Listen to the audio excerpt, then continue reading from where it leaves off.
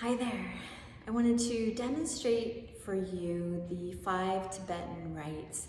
I'll just be doing a few repetitions of each one just so you see what they look like and maybe some variations you could play with.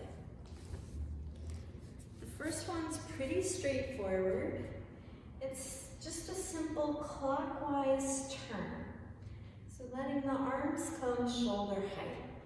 I'm going to keep my left palm down and my right palm will turn up towards the sky. And you might find yourself pulling the arms back and sort of arching the back. So let the arms press forward a little bit and hug the armpits down. We're going to turn in a clockwise position, so it's just very easy, just walking in a circle. And you can go as slow as you need to. If you feel you can do it without getting too dizzy, you could go faster. You want to go complete 360, that counts as one repetition. Right, so that, very simple, turning.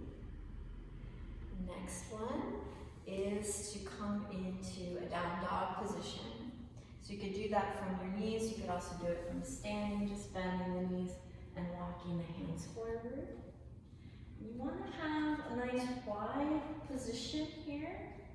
You could do this on the knees as well. I'll demonstrate that in just a moment. So we'll look towards the navel, and then as you breathe in, push into the mat so your upper back rounds and shift forward to plank. Then let the hips drop down. So you're still pushing your hands into the mat, keeping the chest active, and lift the heart to an up dog position. And look towards the floor, then the navel to lift the hips, coming back to the down dog position. So it's a pressing forward from the sit bones that takes you into plank and then into down dog, making sure you're not collapsing in your shoulders. Exhale, look towards the mat, then back towards the navel. You'll sink down. Now, if we're doing this on the knees, it's just drawing back and then pressing the hips forward. So you can start there, and then once you get comfortable with that, then you can come to the down dog position. So the next right is to come into a child's pose. So sitting the hips to the heels, bowing the nose towards your navel. From here, breathe in, start to come to standing on the knees, taking the arms overhead and the hands come behind the waist. Fingers facing up, so you feel the hips tuck forward and the heart lift. Then the hands can stay there and tuck the chin, looking towards the navel as you sink to child's pose. So with this, you don't have to go all the way into child's pose. Just go where you feel comfortable. Tuck the sit bones down and forward. Feel the chest lift.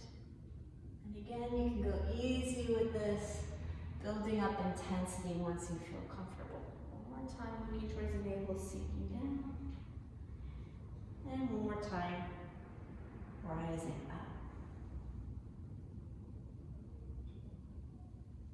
Nice, and then feel yourself melting into the mat. Nice, now we'll come to a seat. Let the feet come out in front of you. Feet flat to the floor. Hands come behind you, fingertips facing your toes. So you want to have the hands far enough back and wide enough that your shoulders feel comfortable. Press the shoulders towards the knees, tuck the chin. Press into your heels, and then like you're scooping your hips forward and up. Lift the pelvis. Then exhale, you could just bring the hips right back down, or if you have the strength, you could straighten the legs, keep the hips off the mat. So feel the scoop forward, press the shoulders forward, feel that lift through the pubic bone, and then again, maybe just set the hips back down, or maybe straighten the legs, press into the palms. Again, scooping forward, feel the lift, press the shoulders forward, and pressing into the hands as the hips come down. Okay, and then for our final one, come onto the back. Let the legs either extend or you could keep the knees bent here. Okay. So if you have your legs extended, press your palms into the mat. Press the back of the head into the mat. Try to flatten the lower back.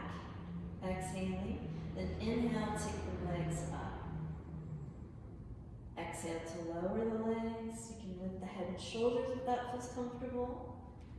Feel free to keep the knees bent as you move through this. So if you have a lot of tension in your hamstrings or you have lower back issues, doing the bent knee version might be more suitable. Okay, so elbows. And then we'll slowly come down and just make your way up to a seat. So those are the 5 Tibetan Rites with a little bit of variation in between. Feel free to reach out to me if you have any questions about that, or if you have some issues where it's not really feeling right for you. I'm happy to help you out with that. Thank you so much for joining me. Take care.